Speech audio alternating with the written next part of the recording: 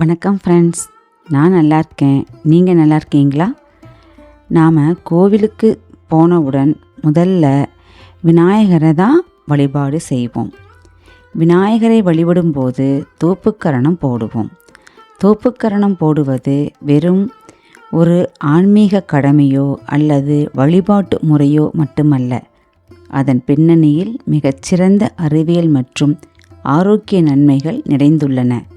நம்ம ஊரில் குழந்தைங்க ஏதாவது தவறு செய்தால் கொடுக்கிற தண்டனை தோப்புக்கரணம். அது இன்னைக்கு உலகமே வியந்து பாராட்டுற ஒரு சூப்பர் பிரெயின் யோகா என்பது உங்களுக்கு தெரியுமா?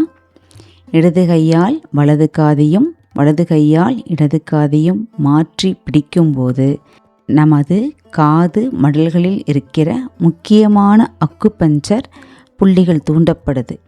இதனால் தூங்கிட்டு இருக்கிற நம்ம மூளையோட நரம்புகள் சட்டென விழித்து கொண்டு வலது மற்றும் இடது பக்க மூளை பகுதிகள் ரொம்பவே சுறுசுறுப்பாக இயங்க ஆரம்பிக்குது.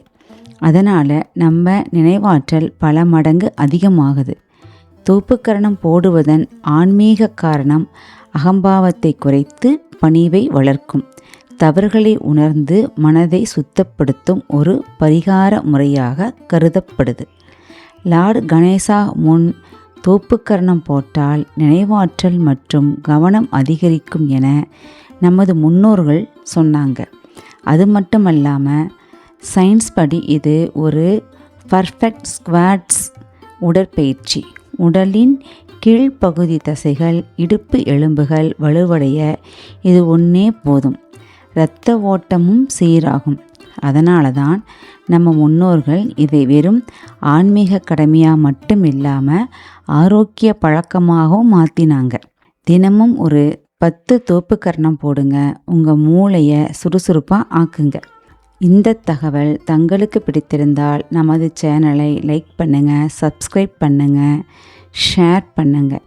மீண்டும் ஒரு நல்ல தகவலுடன் தங்களை சந்திக்கிறேன். நன்றி.